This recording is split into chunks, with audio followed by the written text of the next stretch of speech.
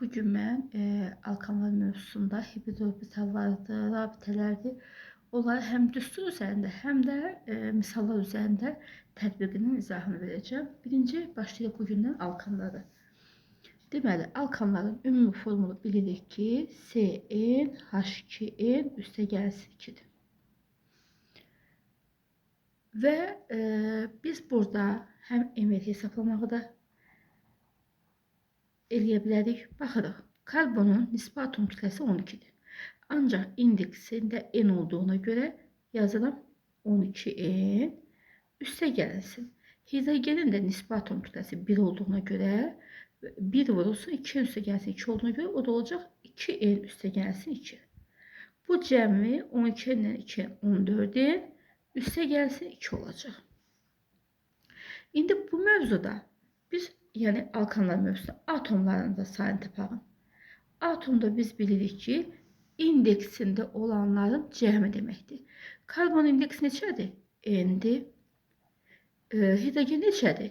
2n üstəgəlsin 2. Bu da cəmi neçə eləyəcək? 3n üstəgəlsin 2. İndi baxırıq, burada proton sayını da istifadə eləyək. Deməli, proton sayı biz bilirik ki, onun sıra nömrəsi. Yəni, karbon sıra nömrəsi neçədir? 6-dır. İndeksi də n olduğuna görə yazıram ki, 6n. Hidrogenin proton sayı 1-dir və 1-i 2n üstəgəlsin 2-yə vuranda o da eləyəcək 2n üstəgəlsin 2. Ona görə proton sayı olacaq 8n üstəgəlsin 2. Sonra, indi burada hibrid orbitallarına baxaq. Biz bilirik ki, alkanlarda hibrid orbitalı sp3'dür. sp3 olduğuna görə sp3'də neçədir? 4 deməkdir. Ancaq neçə karbon olduğunu bilmədiyimizə görə ona görə biz onu 4 vurulsun n kimi yaza bilərik. Bu oldu hibrid. Bir də biz bu mövzuda qeyri-hibrid də tapa bilərik. Qeyri-hibrid isə hidrogenlərin sayı qədərdir. Yəni 2n üstəgəlsin 2 olacaq.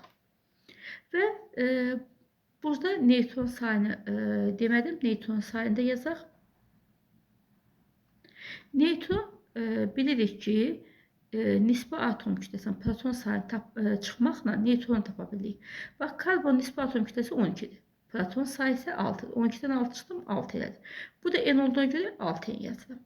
Amma hidrogende ayrı, yəni nisbi atom kütləsi 1, protonla 1 olduğuna görə 0 eləyəcək. Ona görə də bu ümumilikdə 0 verəcək. Ona görə də 6n olduğu kimi qalacaq. İndi biz burada sigma rabitələrində sayı tapa bilərik. Deməli, birinci gəlin polyar tapaq. Biz bilirik ki, polyar nədir? Qeyri, yəni müxtəlif atomlar arasında. Yəni, belə deməkdə, məsəl üçün, bax, burada götürəcəyik polyarı 2n üstəgəlsin 2. Sonra, baxırıq, burada qeyri-polyar tapmağa. Qeyri-polyar isə, karbonların sayından bir dənə əski olacaq. Yəni, n çıxılsın 1. Ümumilikdə soruşsa, 2n üstəgəlsin 2, üstəgəlsin n çıxılsın 1-dir. Bu deyəcək 3n üstəgəlsin 1. Və bundan əlavə olaraq da, indi gəlin, misal üzərində bunu tətbiq edək. Məsəl üçün, götürürəm propanı. Propan C3H8'dir. Ümumi formunu açsam 3 dənə karbondur. Və əslində burada CH4'dür. Burada bir dənə xətt olduğuna görə CH3 yazıram. Burada da CH4'dür. 2 dənə xətt olduğuna görə CH2 yazıram. Burada da CH4'dür. Bir dənəsi olduğuna görə CH3 yazıram. İndi gəlin bir-bir tətbiq edək. MR-ni hesablamağı bilirik. Karbon 12'dir. 3'ə vurdum. 36 üstünə də gəldim. Hidrogen 1'dir. 1'i vurdum 8'ə. Elədi 44. Atomlarının sayı karbon 3 dənə, hidrogen 8 dənədir. Ona görə olacaq 11 dənə. Proton sayı, gəlin baxaq. Karbonun proton, yəni sıra nömrəsi 6 olduğuna görə 3'ə vuracam. Eləyəcək 18. Hidrogenin də proton sayı sıra nömrəsi, yəni 1 olduğuna görə 1'i 8'ə vuracam. 8 eləyəcək. Elədi 26. Neytron sayı isə demişdi ki, ayrıdan proton çıxıram. Karbon 12'dir nisbi atom kütləsi, proton 6'dır. Elədi mi 6? 6'nı da 3'ə vururam 18. Amma Neytron 0 olduğuna göre hidrogeni yazmıram. Elə 18 olduğu kimi qalacaq. İndi keçək sp3 hibrid orbitalların sayını tapmağa. Baxırıq nəyə? Bax, 1, 2, 3.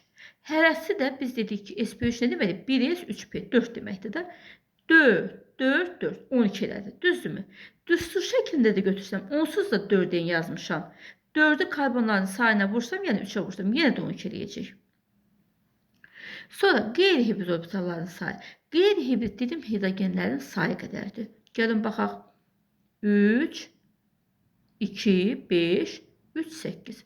Yəni, baxın, 2-nin üstə gəlsə 2. Yəni, 2-ni vururam, 3-ünə enlənmişdir axı. 6 üstə gəlsə 2, 8. Deməli, düz tapmışam. Qeyri-hibridim deyil də 8. Sonra keçirəm polyar tapmağa. İndi polyar nə deməkdir? Polyar karbonla hidrogen arasında.